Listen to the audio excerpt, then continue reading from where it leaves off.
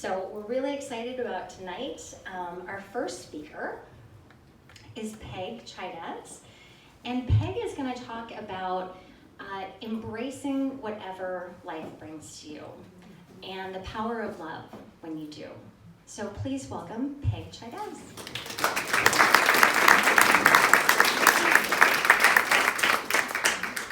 Before I get started, when I was getting ready this afternoon, my youngest son, Owen, wanted to make me his good luck dinner, which is macaroni and cheese with Funyuns and Dr. Pepper. Standing here now, I'm very glad I said to hold off, but I would like to invite everyone over to our house after for some cold mac and cheese and some Funyuns, and see how you feel after that.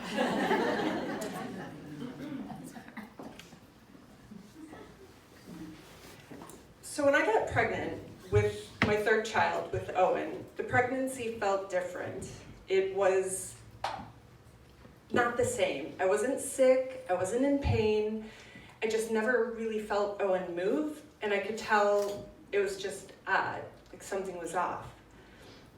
My husband and I were waiting at the doctor's office to find out the gender. I do not need my glasses. He was hoping for a girl, and I was secretly hoping for twin boys. We had 2 older boys at home. I wanted a huge family. My husband wanted a small family. And at 36, I was labeled high risk because, I was too old, according to my doctor, to be having babies. In actuality, my second son was born with a heart defect, so that, plus my age, made us high risk. We waited, and we were joking around as a technician, scanning my belly, and she's not engaging in any small talk with us. And, okay. So we're waiting, she's not saying a word. And she slowly stops and says she has to step out of the room to talk to the doctor. Now at this point, I can't panic. I've gone through this before. I know that it's usually not normal for them to step out to get the doctor. They'll usually tell us something in the room. But if I panic, then my husband's gonna panic. And then if we both panic, everything's off, and it's just gonna be a huge mess. So I kept repeating to myself in my head, nothing is wrong, everything's okay, reassuring him and just waiting. The doctor steps back into the room. He's looking through the monitor, he's not saying anything. This is a man that I trusted. This is a man who dealt with my second pregnancy, with my son turned out fine. I trusted that he would see me not as just another patient on a table, but he would see me as a mother first. That might have been my first mistake. He stops, he turns to us, and he says, "I'm sorry. This isn't good. Your child might have trisomy 13 or trisomy 18. There's a chance the child won't survive the pregnancy or may die soon after. You should consider your options. Consider your options." Now, I'm lying there, trisomy what? Trisomy 13, trisomy 18, I have no idea what he's talking about. I'm staring at the ceiling, tears are starting to come out of my eyes, trying to keep it together, I'm looking at my husband, and I'm terrified. We discuss getting a second opinion. We leave the doctor's office. We ride home in silence. At home, we try to talk about what we just learned, or what we don't know. I start crying, my husband starts crying, just hard, ugly, scared tears. We're alone in our kitchen, we hug each other tight, and we just sink to the floor. We sat there for a little bit, trying to figure out what to do. We don't want to share the news with our family because we don't know. We can't say anything to our friends because we don't want anyone to worry. But we don't know at this point, and we're afraid if we say it out loud, it could be true. And I never expected anything bad to happen with my pregnancies. I don't know why. Bad things happen all the time. But it never occurred to me that something would happen. We knew that we would never consider our options. This child was ours, and we had to believe that the doctors could be wrong. Doctors can always be wrong, right? We just had faith that this child was going to be okay, but it would take 3 more specialists before we finally had a diagnosis.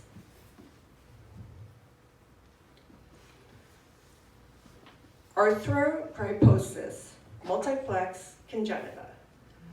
So again, we're getting a medical degree here as we're going through and learning all these different terms that they're throwing out. Never heard of arthrogryposis. I had to have the doctor write it down, so of course I could go home and Google it after and see what it was. Well, at this point, we find out arthrogryposis is an umbrella term. It can be associated with 400 different syndromes. It can be genetic, it can be sporadic. It's essentially multiple joint contractures and low muscle tone. The geneticist told us that we could expect 18 to 35 surgeries, countless therapies. She didn't promise that it would be fine, but we had a chance. She was really the first person to give us hope. So we went home and we chose the name Owen, which means noble in Gaelic. His middle name would be Daniel, after a cousin that passed away from cancer. We figured 2 strong names that would help the baby defy the odds.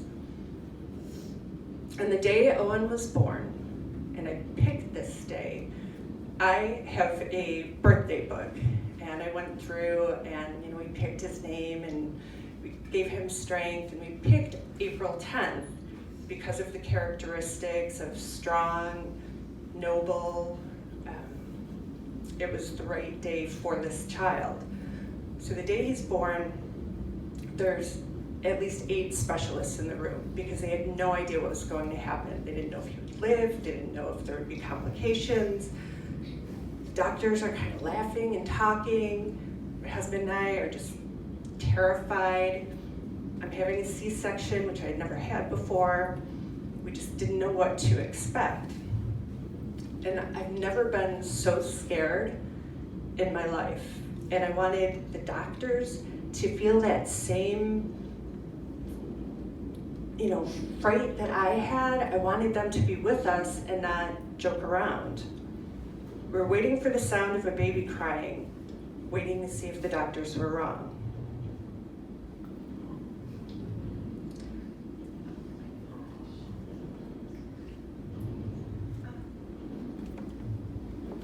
When they first showed me Owen before taking him away, it's hard to see in this picture, but his right leg was twisted on his left shoulder. His left leg was twisted all the way behind his back. Fingertips, his arms were locked at his side with his fingertips touching his inner forearms, and then his feet were folded in half. Despite the C-section, he was red, swollen, and he had a red flame from his forehead down to the top of his nose. The kids with arthrogryposis look the worst at birth, and then they get better, but no one told me that. When I first saw him, I felt love, I felt relief, and I felt fear.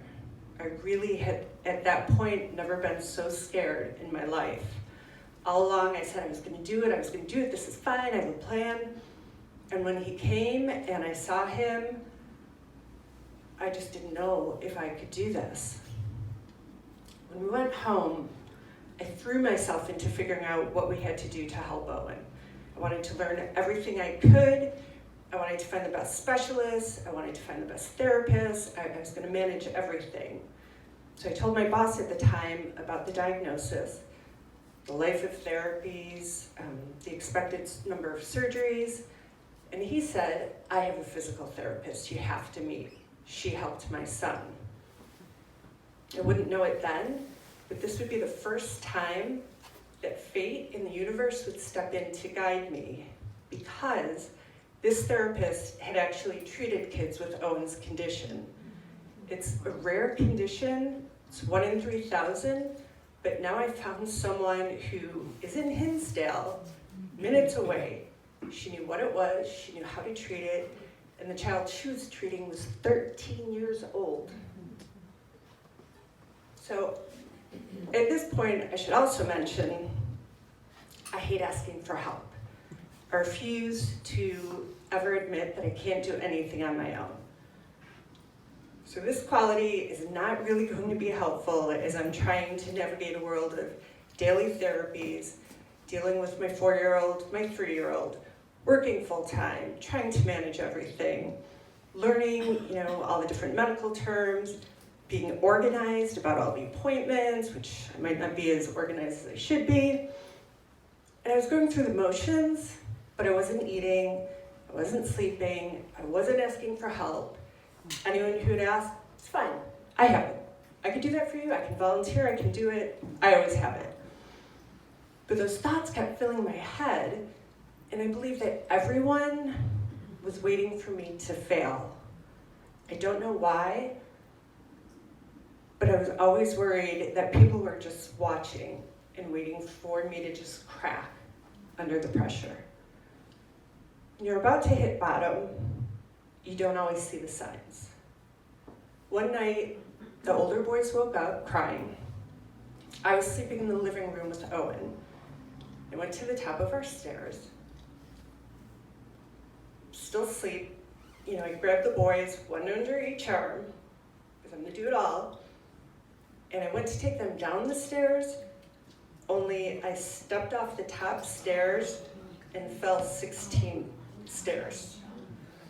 Luckily, I was able to grab the boys and, shield them, but I landed at the bottom and I broke my foot. But the boys were fine. That was my bottom. My husband and I agreed it was time for me to get help, and I had to learn how to ask for help. So I spent hours on the internet, because that's what you do. Don't go see a therapist, go Google it. Searching for an answer, I knew there had to be something, a simple solution out there, just a magic answer to make it easy. I found an article on mindset, and 2 words burned in my mind: Amor Fati. It's a Latin expression that translates to love of fate. It's a mindset that you take on for making the best out of anything that happens, treating each and every moment, no matter how challenging, as something to be embraced, not avoided. To not only be okay with it, but love it and be better for it. Amor Fati. It's a love of what happens, because that's your only option. So that's easy. Now I have my mantra, my 2 words.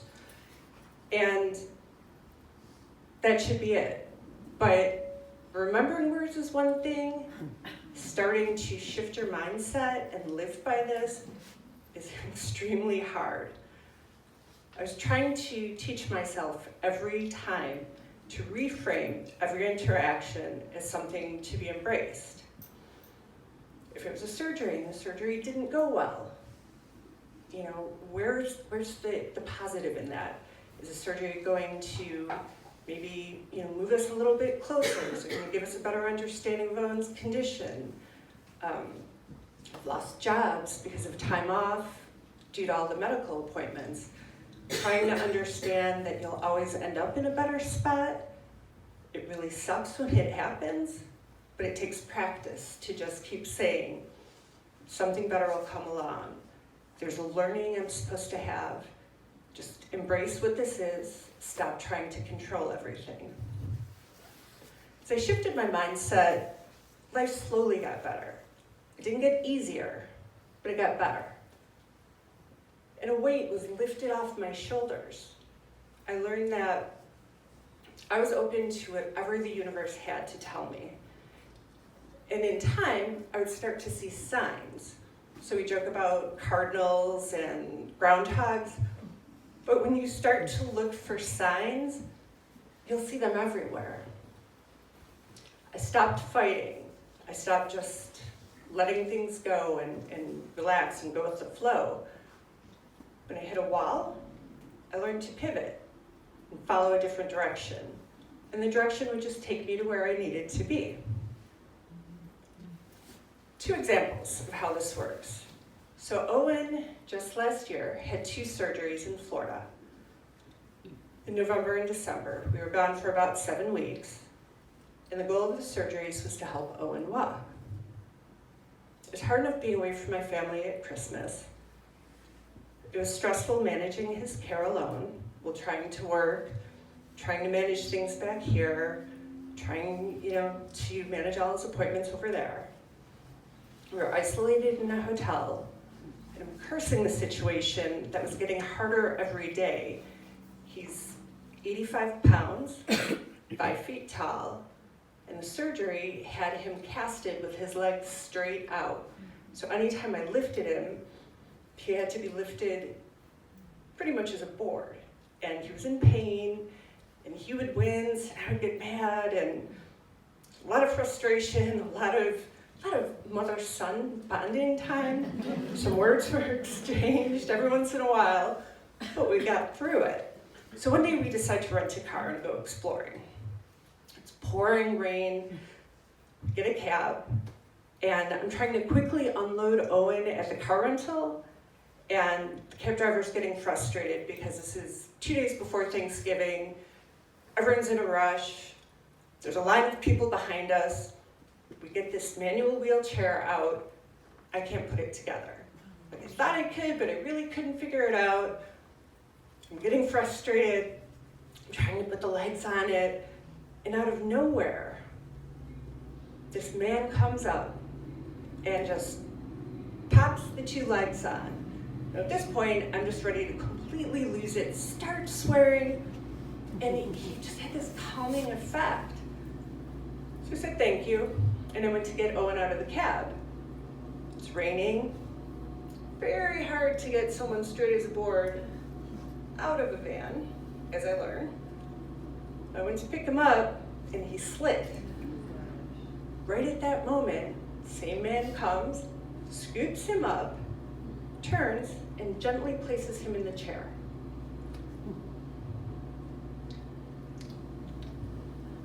So again, every time I needed something that day, this man stepped up to help. So the car rental place, of course, is not accessible, because this is just the theme of everything I was going through that day. So now I'm forced with a decision. Do I leave Owen outside with a man I don't know? I can watch him through the window, but in my head I'm thinking, it's Florida, I'm a bad mom if I leave my kid, just had surgery, out with someone I don't know, but we really need a car, I'm not quite sure what to do, or maybe we just go home. But something about his smile, about Mac, his smile made me trust him. So I told Owen, I'm gonna go inside, watch you through the window, you stay with Mac. Luckily, Mac did not try and get away with the wheelchair. And as it turns out, they're laughing outside, they're taking pictures together, they're doing all this stuff when I came back out. Well, Mac works at the hospital that we were at, only I didn't know this. He's actually studying to be a nurse, and we have this little conversation, and he has this light about him, this smile, that, you want to be his friend, you want to be around him. And everyone was kind of joking. And I thought, okay, good to see you. And I couldn't have asked for a better angel to step into my life at that moment. But again, here's where trusting the universe and Amor Fati collide. Owen and I always look for opportunities to recognize acts of kindness. So we decided to go home and said, I'll write a letter to the hospital staff. I wrote a letter to the chief of staff at the hospital, and all I did was share the story, share my gratitude, and just say, my son's a patient at the hospital, we met this man, it was amazing, this is exactly what we needed, and I threw a picture in there. So, we weren't expecting anything. They wrote back and they said, thank you for recognizing our employee. This is great. Well, I was wrong because it didn't end there. Mac ended up receiving an award from the hospital. He was recognized in front of leadership and the staff. What's more amazing is the president of the university he's attending saw the story and awarded him a full ride for his nursing degree. So while the surgeries ultimately didn't work out for Owen, it wasn't the magic we thought it would be, we're thankful for the people and the experiences we met along the way. Now, every time we go back to Florida, we have dinner with Mac and his family. He's texting us all the time. He was in Haiti doing a mission trip. He's sending us pictures. He's calling us to make sure that Owen is doing okay. And so, again, it wasn't where we thought we would be, but what we got from that experience was amazing. The second story, the last one for the night, I promise, is some of you might know that I built the inclusive playground at Hillcrest. This is a playground for kids of all abilities. It has a rubber surfacing so it's accessible. It took 2 years to build it. And when I started the project, I had no background in playgrounds. I had no background in fundraising. All I knew was my son couldn't access the playground. It has to be really easy. It's a good idea. We'll go out to the community. 3 months, we'll raise all the money. Because I thought it was like $40,000 to build a playground. It is not. So it took a few challenges to overcome. I had to understand it's actually not going to be 40,000, but closer to 450,000, which became 600,000. It's fine. We'll just go through. It's going to happen. Start going through the fundraising. I'm dealing, the school district and the village, and trying to learn all this. And then the question was, who's going to hold the money? You're not a nonprofit. You need a fiscal partner. Start going through, trying to find one. No. I heard no so many times until one day I decided to volunteer at a photo shoot. I wasn't planning on going to the shoot that day. I was helping a friend out. And normally I wouldn't be as outgoing as I was that day, but I was frustrated and I shared the story. The universe put me exactly where I needed to be, because that day I met a woman named Sharon Duncan. She's an advocate for children with disabilities. She's a president of Abide in Me, which is a nonprofit with a mission to help adults with disabilities live active and engaged lives. I told Sharon my story. She agreed to be the fiscal partner. It was really that simple. One yes. She was my first yes. As I continued to try and raise funds, I would hit a wall. And I couldn't see a way to meet my goal. Owen kept telling me, "You're super, Mom. You'll get it done. You always find a way to make it happen." So there's no pressure. Then one day a woman named Barb Gullick emailed me to meet. We talked and she asked me to meet her partner, Ron McDaniel, share the project with him. Okay. We met, then they wanted to meet Owen. And this is where it gets interesting.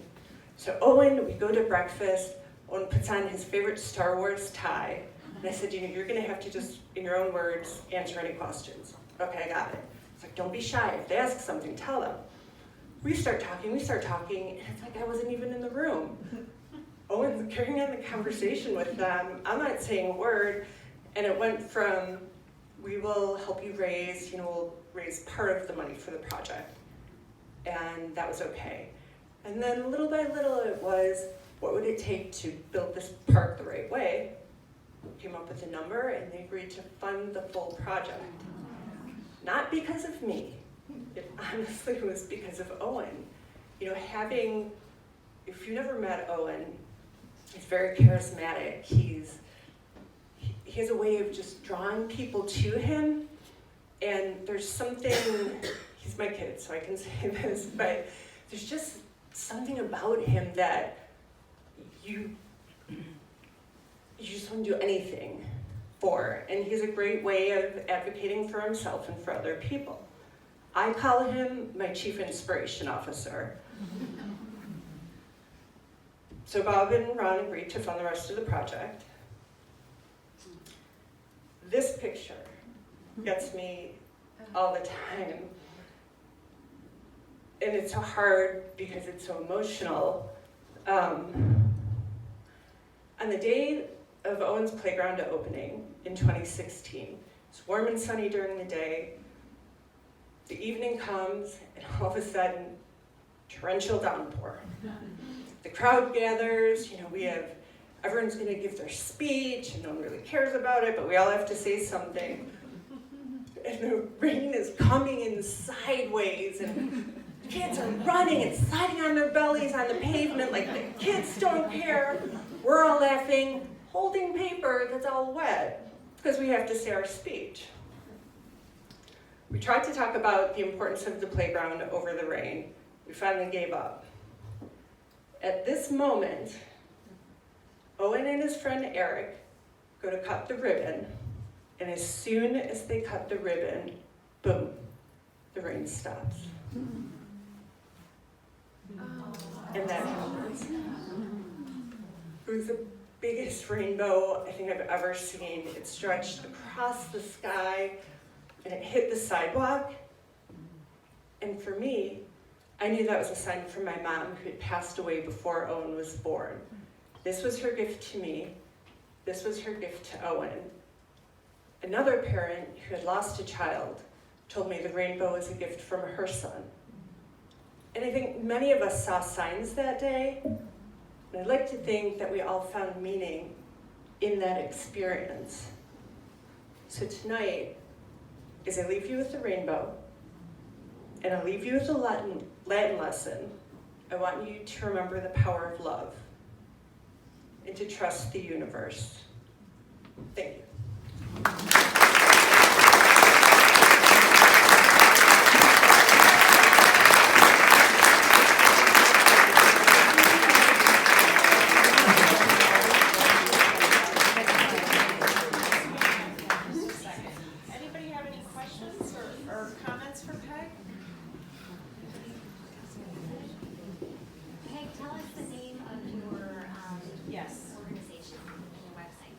So from this whole experience, I decided to leave my job in advertising and create a nonprofit called Dream Build Play Experience. We help communities design, fundraise, and build inclusive playgrounds. We are helping with the project at Lester Elementary. So we have 2 playgrounds that will open this summer, and we have another one in Aurora that will happen in the summer as well. And then we have Burr Ridge, Chicago, and a few other locations. Awesome.